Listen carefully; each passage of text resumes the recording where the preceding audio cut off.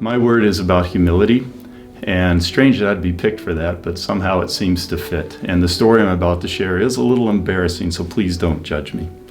So I was getting ready to retire, and I'd been working for 40 years, and I thought it'd make sense to do a transition, something during the transition from my working life to my non-working life. So I decided to walk the Appalachia Trail, at least part of it, and my plan was to do about 500 miles and do it for about 6 weeks. So as you might guess, I went out to Videoland and started watching YouTube videos on what equipment people were getting and advice that they had. So I started buying the equipment, and that was very fun. But one underlying message came across very clear, and that's manage the weight of your packs. In fact, some people went as far as to take their toothbrush and cut it in half. And I'm like, you've got to be kidding. But anyway, remember, I used to manage plants, and so I thought I know better than they do.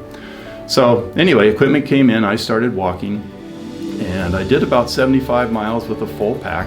My pack was a little heavier than they recommended, but I was going up and down the hills behind church and up and down the large end of the world hill, for those of you that know that one. And I said, oh, I can do this. Then I received a phone call from a friend of Rhonda's brother who had been to the Appalachia Trail 10 times.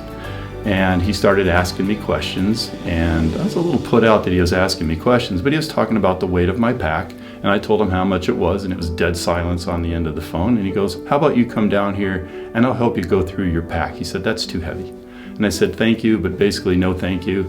Remember, I used to run companies and I can figure this out, and I've just been walking everywhere already, and I'm just fine.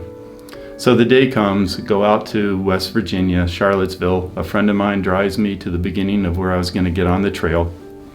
The weather was very, very cold, unusually cold. I'd been prepared to get down to maybe 20 degrees at the most. So start the trail. My first stop was going to be 10 miles in. First thing I noticed was, all right, was this really smart of me to have all my clothes on because it was so cold?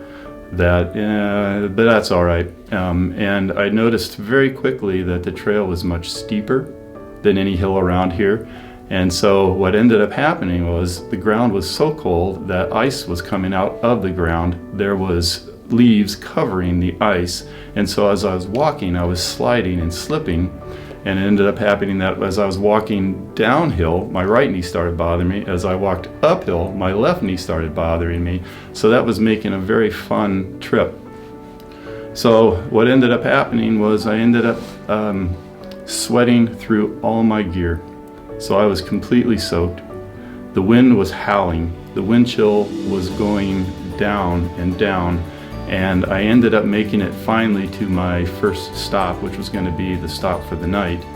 And it was just getting colder and colder. I tried to put my tent up, and the ground was frozen.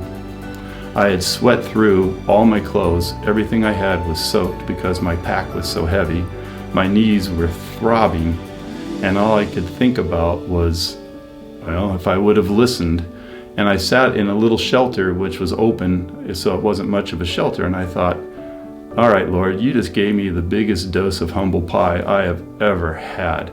Here I thought I was this person who could figure it out. I didn't need to listen to other people. Now I'm sitting here I found out the temperature was going down to a wind chill of 0 degrees, and I had nothing that was going to keep me warm. No tent, nothing. It just so happened on the walk in, I walked by a day hiker because there weren't many people on the trail because it was so cold. And on the way back, he decided to stop. And all of a sudden, he was right in front of me. And he had parked a car 2 miles up. And he said he had noticed that I was a little distressed. And he said, would you like me to take you into town? I said, well, yeah. And so God sent an angel to try and pull me out of this thing. But what was bad was he saw my pack, and this angel gave me one more dose of humble pie and said, it looks like you're packing a little heavy there. How much does your pack weigh?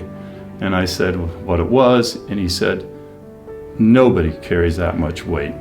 And so that was my big dose of a humble pie. But the good Lord got me out of the mess by sending an angel, and I didn't have to spend the night freezing to death. So one of the things I learned very, very quickly was, no matter what your job was, no matter how you identified yourself, the good Lord can humble anybody, anytime, and that's God's way of making us better people. Thank you.